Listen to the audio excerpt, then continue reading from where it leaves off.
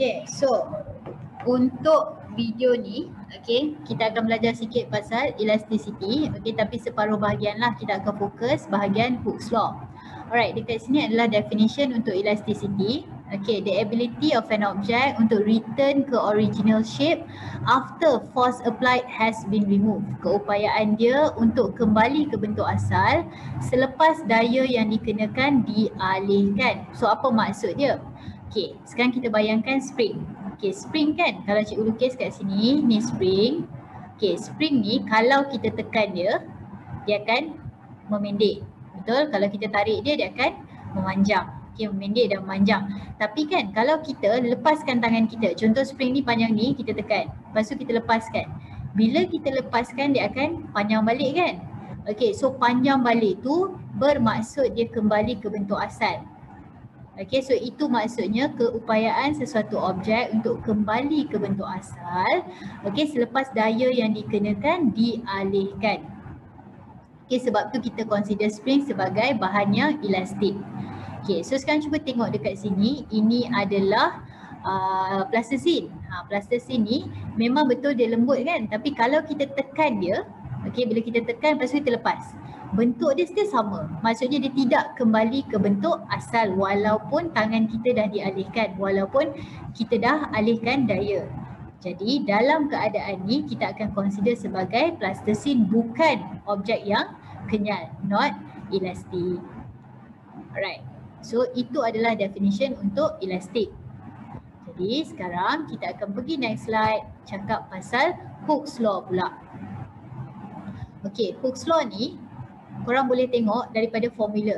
Tengok F sama dengan KX. So F dengan X ni dia adalah directly proportional, berkadar langsung. Jadi kita kena faham bahawa directly proportional tu maksudnya kalau seorang naik, seorang lagi tu pun naik. Kalau seorang turun, seorang lagi pun turun. So dalam ni dia cakap extension of spring is directly proportional to the force applied to the spring provided that the elastic limit has not been exceeded. Perubahan panjang spring berkadar langsung dengan daya yang dikenakan, force applied. Okay, tanpa melebihi had kenyal spring. So konsep dia adalah, katakanlah logiknya kan, bila kita letak berat, pemberat, makin berat pemberat tu, okay, maksudnya F dia makin tinggi, X dia pun makin tinggi. Okay, dia akan extend lagi banyak. Jadi itu maksudnya F is directly proportional to X. Bila kita letak banyak F, X pun akan bertambah juga. Okay, jadi macam contoh kat sini, katakanlah dia 10 cm. Okay, bila kita letak pemberat dia akan jadi 15 contoh. Jadi sekarang ni daripada 10 jadi 15 cm, dia akan extend sebanyak 5 cm. Okay, dia bertambah sebanyak 5 cm. Jadi extension dia adalah 5 cm. Okay, kat sini cikgu letak meter sebab meter ni SI unit. So dia tak semestinya meter, boleh juga jadi cm. Dengan syarat bila korang nak buat calculation, Newton meter ni kan kena Newton cm. Dia tak kisah meter atau sentimeter kalau dia tak specify lah, tak kisah pun. Dengan syarat, okay, dia tally. Maksudnya kalau Newton cm -1 dengan cm lah. Kalau Newton meter dengan Newton, kalau Newton meter dengan meter lah. Alright, macam tu cerita dia. Tapi satu benda lah cikgu nak cakap, hanya kerana dia punya nilai, maksud cikgu hanya kerana dia tulis kat sini extension of spring tu, tak semestinya dia hanya extend. Contohlah cikgu cakap kan, kalau kita ada spring, katakanlah dia 10 cm. Tapi kalau kita letak benda dekat atas dia, mesti dia memendek. Kalau tadi mestilah dia memanjang sebab kita letak kat bawah, tapi kalau kita letak benda kat atas dia akan memendek tau. So katakanlah sekarang ni dia jadi 4 cm. Daripada 10 cm, sekarang dia jadi 4 cm. So nilai X kita adalah 6 cm. Okay, ingat nilai X adalah 6 cm di mana dia berubah sebanyak 6 cm. Walaupun berkurang tak kisahlah, yang penting dia berubah sebanyak 6 cm. Okay, so itulah dia formula F sama dengan KX, di mana F adalah dengan X hubungan diorang adalah directly proportional atau berkadar langsung. Okay, sekarang contoh soalan. Okay. Given that the length of a spring without any weight attached is 15 cm. Maksudnya asal-asal kekononnya dia memang dah 15 cm. Okay, tapi bila kita letak 5 Newton, kita letak 5 Newton, dia extend, maksudnya dia bertambah. Bukannya dia sekarang jadi 3, dia sekarang bertambah sebanyak 3 cm. Asal tadi memang 15. Sekarang dia bertambah sebanyak 3 cm. Soalan dia adalah yang pertama, berapa nilai K? So gunalah F sama dengan Kx. So F kita adalah 5 sebab dia dah bagi, ni soalan A. Alright, K yang kita nak cari dan X adalah 3. Kali ni tak payah nak tolak apa-apa sebab dia dah cakap dia extend sebanyak 3. So extension tu, X tu memang 3. So K adalah 5 bahagi 3, dapatlah K sama dengan 1.67. Unit dia, hati-hati, Newton cm. Kenapa? Sebab, negatif 1. Kenapa? Sebab 5 ni Newton, 3 ni adalah cm. So kita tengok yang B pula.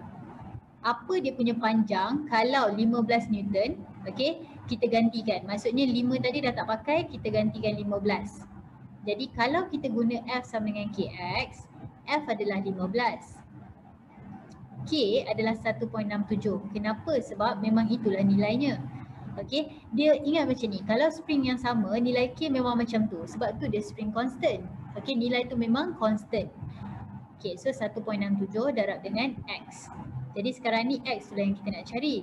Jadi kalau kita tekan kalkulator, kita akan dapat nilai X sama dengan 15 bahagi 1.67, korang akan dapat 9. Betul tak? Sekejap. 1, 5 bahagi 1.67, korang akan dapat 8.98, so 9 lah. So ini adalah nilai X. Adakah ini jawapan akhir? Tak, ini bukan jawapan akhir. Kenapa? Sebab soalan tanya pasal length. Soalan tanya pasal panjang. Jadi kan asal-asal dia 15 cm, dia memanjang sebanyak 9. So sekarang dia jadi berapa? 24 cm. Itulah jawapan akhir dia. Alright, so jawapan A tadi 1.67 Newton cm negatif 1. Jawapan yang B adalah 24 cm. So sekarang ni kita ada dua spring kan. So original dia adalah 10 cm, satu biru, satu warna hijau. Jadi cikgu nak tanya. Bila dia letak 10 Newton ni, tiba-tiba yang ni 15, yang ni 20. Cikgu nak tanyalah, kalau nak ikutkan, dalam bayangan korang lah, korang bayangkan, yang mana? Yang mana spring lebih keras? Tak payah fikir fizik ke apa, dalam kehidupan sebenar ke apa, korang bayangkan yang mana spring lagi keras? Which one is stiffer? Perkataan yang kita guna adalah stiffer. Boleh bayangkan bila kita cakap pasal spring yang lebih keras tu, mestilah yang warna biru. So mestilah yang warna biru sebab tu dia tak extend banyak sangat. Tu point dia. Sekarang ni kita dah tahu yang ini adalah stiffer. Sekarang guna formula F sama dengan Kx. Cuba kira K untuk biru dan juga K untuk hijau. Cuba kira K untuk biru dan juga K untuk hijau.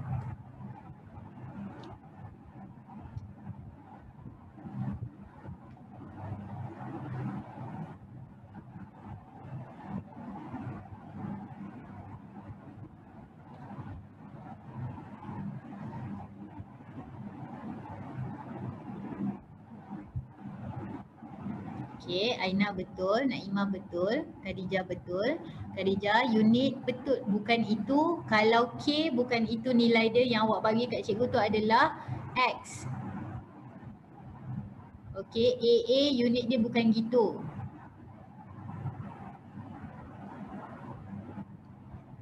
Semua orang cuba. Ikhwan, negatif 1 kat belakang. Jangan biasakan, kang silap, lupa. Tak ada negatif 1 kat belakang, salah ceritanya. Okay, so sekarang ni kalau korang tekan calculator, okay, fine. Sila semua orang. Okay, fine ni Kuan, dah betul dah.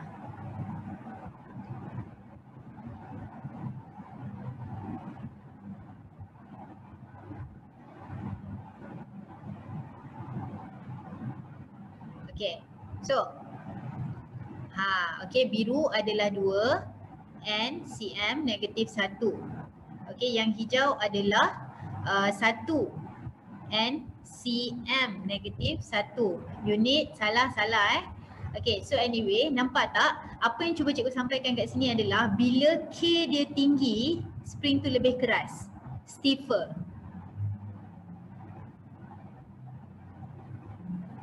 Okay, itu yang cuba cikgu sampaikan. Kiranya macam kalau dalam kepala korang nak bayangkan K tu apa, bayangkan kekerasan spring tu, stiffness of the spring.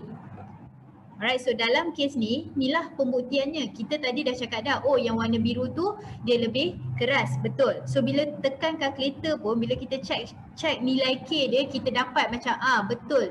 Okay, apa yang kita dapat tadi, stiffness dia tu tinggi sebab K dia tu tinggi.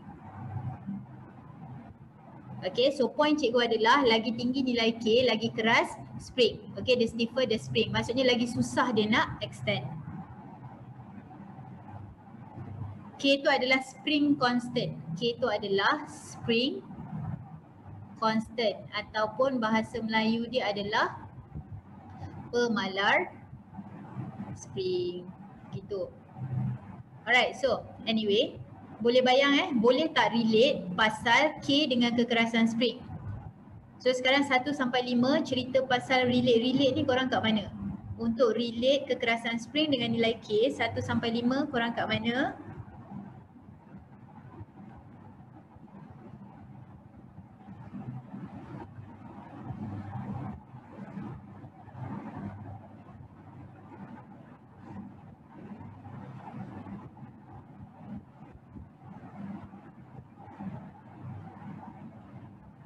Okay, bagus. Settle lah cikgu proceed. Ada apa-apa ke soalan? Siapa-siapa nak tanya apa-apa?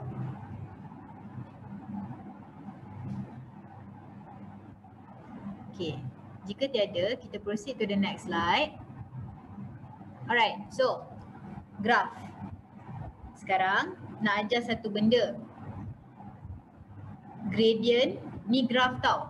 F ni apa korang? Pak CY dia tulis apa ni? F tu melambangkan apa?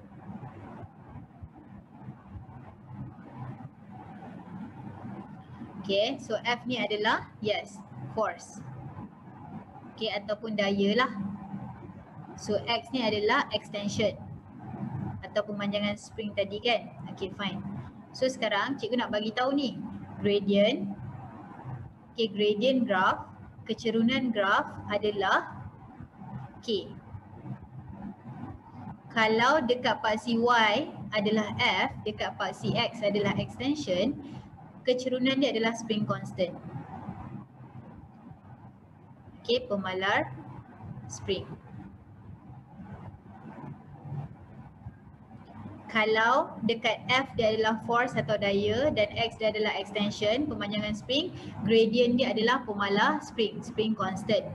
Okay, sekarang cikgu nak lukis satu lagi garis kat sini, bagi tahu cikgu. Terang, ambil kau.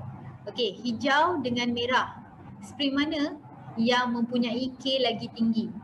Antara merah dengan hijau, spring mana yang mempunyai nilai K yang lebih tinggi?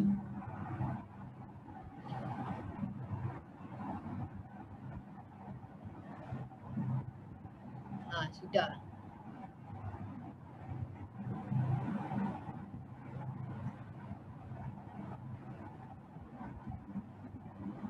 Okey, tips kepada mereka-mereka yang tak tahu macam mana cara nak baca gradient.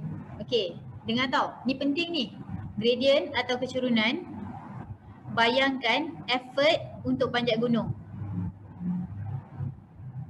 Okey, sebut kat diri sendiri, gradient adalah effort untuk panjat gunung. Okey, so sekarang ni bayangkan kita ada dua gunung, merah dan hijau. Mana lagi susah nak panjat? Mana yang lagi tinggi effort dia?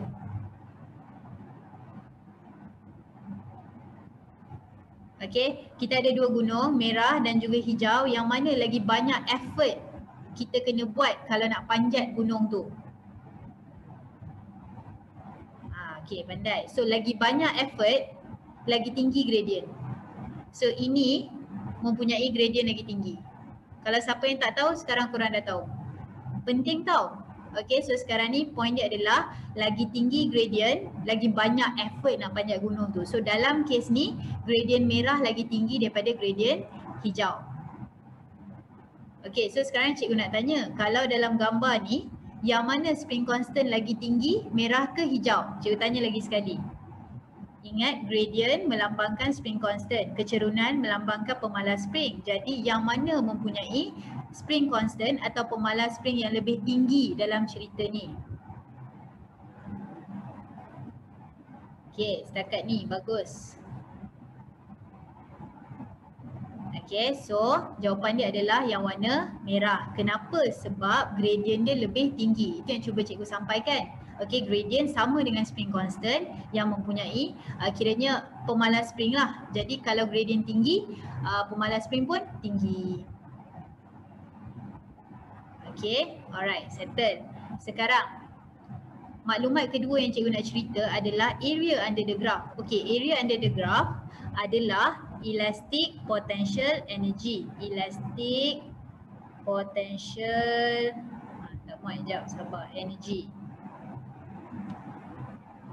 Okay, sekejap, apa Nasib, tenaga keupayaan elastik.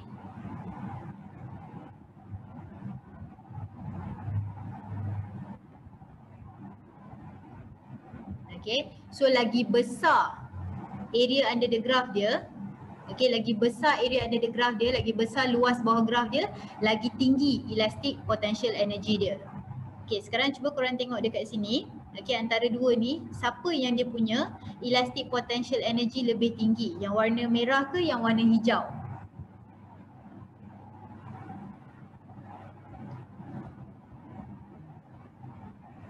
Elastic potential energy yang mana yang lagi tinggi? Merah ke hijau? Tenaga keupayaan kenyal siapa yang lebih tinggi? Merah atau hijau? Korang kena ingat dia adalah area under the graph. So kena tengok area under the graph mana, okay, yang elastic potential energy dia lebih tinggi. Sudah, tak yakin. Okay, so satu benda yang cikgu nak cakap, ingat area under the graph sentiasa antara graph sampailah paksi X. Sentiasa daripada garisan tu sampai paksi X. Maksud dia macam ni, kalau nak tengok hijau, dia yang ni. Ini area under the graph untuk hijau. Kalau nak tengok yang merah, ini area under the graph untuk merah. Okay, jadi ini untuk merah, ini untuk hijau. Siapa lagi besar? Merah ke hijau? Ini merah tadi, ini hijau. Itu yang cuba cikgu sampaikan. So area yang lagi besar itulah yang mempunyai elastic potential energy yang lebih tinggi, tenaga keupayaan yang lebih tinggi.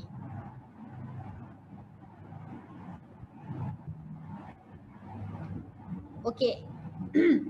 Okey, dapat ke? So sekarang ni dalam cerita ni merah lah yang mempunyai elastic potential energy yang lebih tinggi. Alright, so sekarang 1 sampai 5 tentang graph, okay, pasal gradient, pasal area dia 1 sampai 5 kat mana kita? 1 tak faham, 5 faham. Kita kat mana?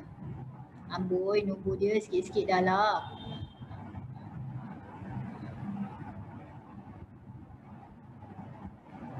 Okay, baguslah tu anak-anak. Okay, so kalau tiba-tiba ada soalan ke apa, tanyalah. Okay, cikgu boleh baca, lepas tu cikgu jawab. Okay, so sekarang cikgu padam, kita proceed to the next ni sama je soalan. Cuma kali ni dia tanya spring yang mana lebih keras. Dia tak guna perkataan K mana, dia tak cakap pasal K. Dia terus tanya spring mana lebih keras. Jadi korang kena faham bahawa, jap sabar, spring yang lebih keras, stiffer spring, K dia yang lebih tinggi ke K yang lebih rendah? Itu dulu. Stiffer spring, K lebih tinggi ke K lebih rendah?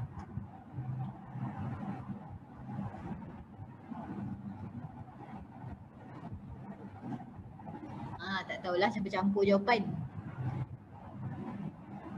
Okay, so kalau tak ingat, ingatlah sekarang bahawa spring yang lebih keras mempunyai nilai K yang lebih tinggi. Yang korang buat calculation tadi yang apa spring warna biru dengan spring warna hijau tu. Okay, so K lebih tinggi, dia lebih keras. Okay, dekat sini spring mana lebih keras? A atau B? Ya betul tu anak-anak, semua orang betul. Setakat ni yang hantar semua betul. Okay, Adriana, AA, Hanis, Aisyah, Zahra, Arif, Rabiha. Atas tadi dah gerak nama, tak sempat baca. Okay, so sekarang ni saya tak tahu nak sebut nama awak macam mana. So cikgu tak sebut tau, mesti salah. Okay, so jawapan dia adalah A. Okay, spring lebih keras. Okay, kenapa? Sebab ingat tadi kita belajar bila stiffer atau lebih keras K dia tinggi. Okay, so K tinggi gradient sebab gradient graph ni adalah K. Alright, so antara soalan B, antara A dan B yang mana mempunyai elastic potential energy yang lebih tinggi, tenaga keupayaan kenyal yang lebih tinggi?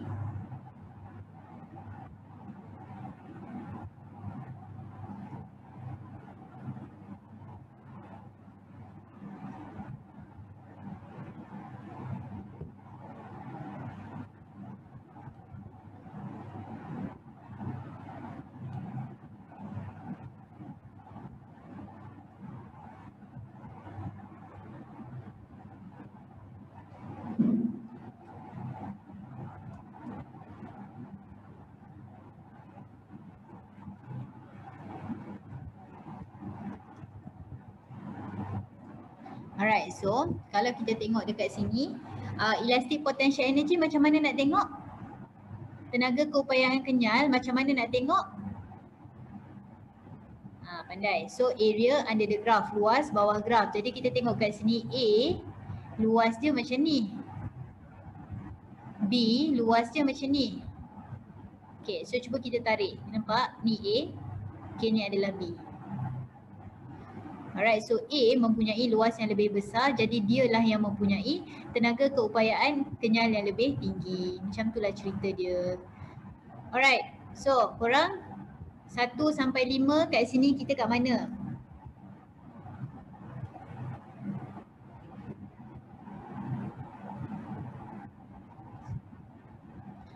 Okay, so sekarang cikgu padam dengan lajunya. Okay, jom kita proceed to the next one. Nah, silakan. Ini adalah graf. Oh, by the way, sebelum cikgu lupa, sabar, sabar anak-anak. Tadi kan waktu cikgu ajar elastic potential tu, cikgu lupa nak cakap formula ada 2 tau. Juga selain daripada luas bawah graf, kalau dia tak bagi graf, korang still boleh kira elastic potential energy, iaitu 1/2 Fx atau 1/2 Kx squared. What is that? Squared. Okay, tulis. Okay, kadang-kadang soalan memang bagi graf, settle lah, bolehlah pakai luas bawah graf. Okay, tetapi kalau dia tak bagi graf, inilah formula yang sesuai untuk kira elastic potential energy atau tenaga keupayaan kenyal. Okay, E sama dengan 1/2 Fx dan juga E sama dengan 1/2 Kx squared. Okay, jika sudah, dah cikgu pergi balik kat sini. Alright, nah korang cuba soalan A dulu, bertenang.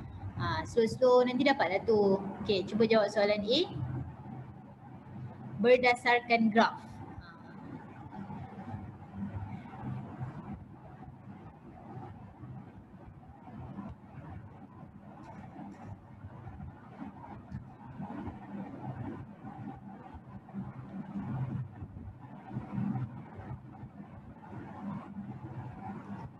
Rokuro, unit mana? Jawapan betul dah.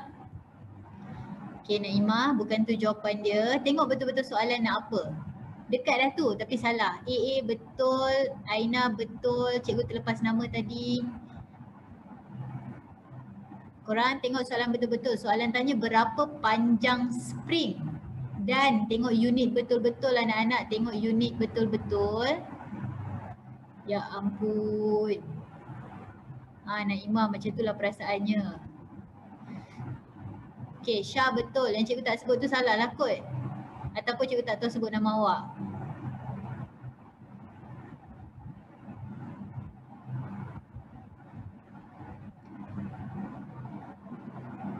Cikgu bagi lagi 30 saat untuk cuba.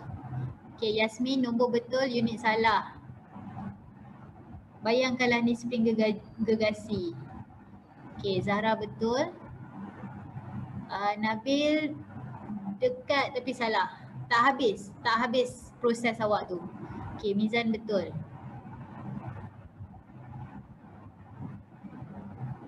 Okay, cikgu nak tanya sekarang. Dia kata berapakah panjang spring apabila pemberat 1.5 digantung? Okay, 1.5 Newton ni nak tengok dekat paksi X ke dekat paksi Y?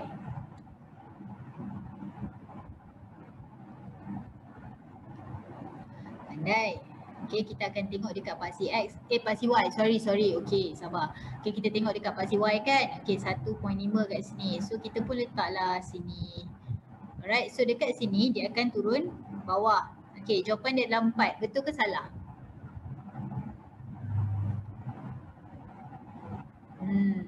Okay, itulah masalahnya sebab ramai yang jawab 4. Korang, soalan tanya berapa panjang. Okay, soalan tanya berapa panjang, tapi sekarang ni 4 ni X. X ni pemanjangan, extension. Okay, so untuk A, mula-mula dia 10 meter. Dia memanjang sebanyak 4 meter. Jawapannya sebenarnya 14 meter lah. Gitu. Okay, so kalau dia tanya pemanjangan dia berapa, okay fine, betul 4. Tapi sekarang dia tanya berapa panjang. So tambahlah dengan 10. Baca soalan, gitu. Alright, so soalan A jawapan dia adalah 14 meter. Okay, siapa yang tak faham, ada siapa-siapa nak tanya apa-apa untuk soalan A?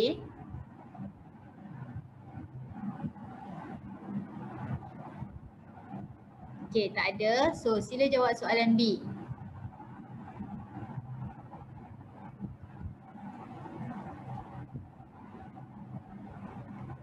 Okay, Fatimah betul, Naimah betul. Naimah unit, ya ampun. AA betul. Adriana bukan tu unit dia, nombor dah betul. Unit salah. Anis betul. Okay, Zahra betul, Priya betul. Khadijah betul. Kuro betul. Adriana bukan tu unit dia. Okay, Naimah sekarang dah betul. Arif betul. Cuba bagi cikgu dalam unit salah. Misdaq. Macam tu ke? Unit salah. Amirah unit salah. Okay, Adriana sekarang betul. Syah betul. Okay korang, untuk soalan yang B ni ada dua cara korang boleh buat. Cara yang pertama korang boleh pakai gradient, kecerunan. Okay, kalau kita pakai kecerunan, graf ni, ini adalah 8, ini adalah 3. Okay, so gradient adalah 3 tolak ni kosong-kosong. Kan? So 3 tolak kosong bahagi 8 tolak kosong, korang akan dapat 0.375. Tengok, dapatlah jawapan Newton meter negatif 1. Atau korang boleh pakai formula F equals to Kx. F adalah 3. K, X adalah 8.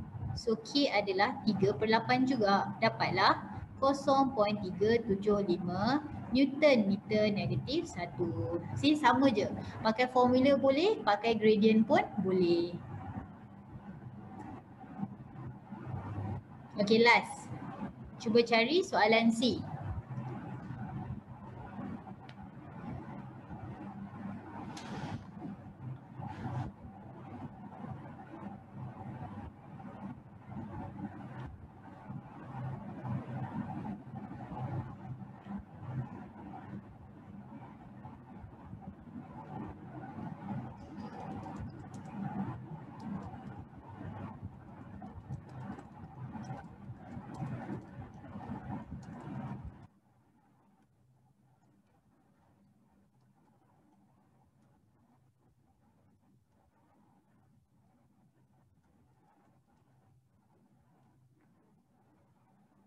Tengok unit tu betul-betul sikit.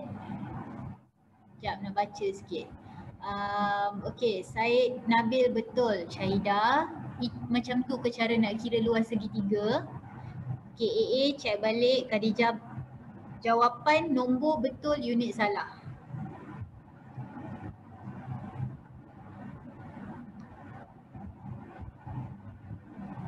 Yasmin, nombor betul, unit salah. Korang kecil-kecil dulu belajar tenaga apa unit. Jangan risau pasal ini tenaga kupayang kenyal, jangan terkejut. Dia still tenaga. Apa unit kalau tenaga? Pandai. Okay, Arif betul, Yasmin betul, Priya betul. Dia unit tenaga, tak kisah tenaga apa, unit dia sama je.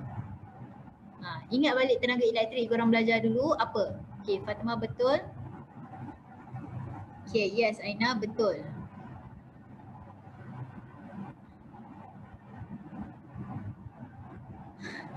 Yes, ingat energy, joule, power, watt. So ini adalah energy, joule. Bagus ingat. Naimah bukan tu unit dia. Korang cikgu bagi tahu sekarang. Unit energy adalah joule Okay. Untuk soalan ni. Mana datang nombor tu tah. Okay. Soalan ni ada dua cara. Okay, soalan ni ada dua cara. Yang pertama, okay, cikgu kalau cikgu nak pakai graf, cikgu buat apa? Kalau cikgu nak pakai graf, cikgu nak buat apa? Kalau lah kekononnya, cikgu nak cari elastic potential energy, nak pakai graf. Yes. Okay, so kalau nak pakai graf, area under the graph. So, tu bentuk segitiga tu. Korang jangan buat bentuk lain. Area segitiga 1/2 darab panjang darab lebar. Okay, so darab dengan 3 darab dengan 8. Dapatlah 12 joule. Ini kalau nak pakai area under the graph. Tapi kan boleh je pakai formula tau. Okay, jap, cikgu nak tanya 1/2 kx squared dengan 1/2 fx. Mana sesuai? Mana sesuai nak pakai? Yang mana maklumat dia terus ada? Itu sebenarnya boleh je dua-dua, tapi yang lagi senang 1/2 f. Wow, what is that? Okay, 1/2 fx. So 1/2 f dia adalah 3, x dia adalah 8. Korang perasan tak kita tengah buat benda yang sama je? 1/2 darab 3 darab 8. 1/2 darab 3 darab 8. Dari situlah datangnya formula tu. Okay, area under the graph tu. So anyway, dia adalah 12, unit dia adalah joule. Ingat cikgu cakap energy unit dia adalah joule sebab energy joule. Alright, so macam itulah cerita dia anak-anak tentang kelas kita pada hari ni. Soalan dia bukan 3N tambah, bukan. Soalan dia weight 3 Newton is added to the spring. Bukan tiba-tiba tambah lagi kepada 1.5 Newton. Alright, so macam itulah cerita dia. Habislah sudah separuh daripada topik kekenyalan. Alright, so cikgu akan stop recording. Okay, terima kasih semua.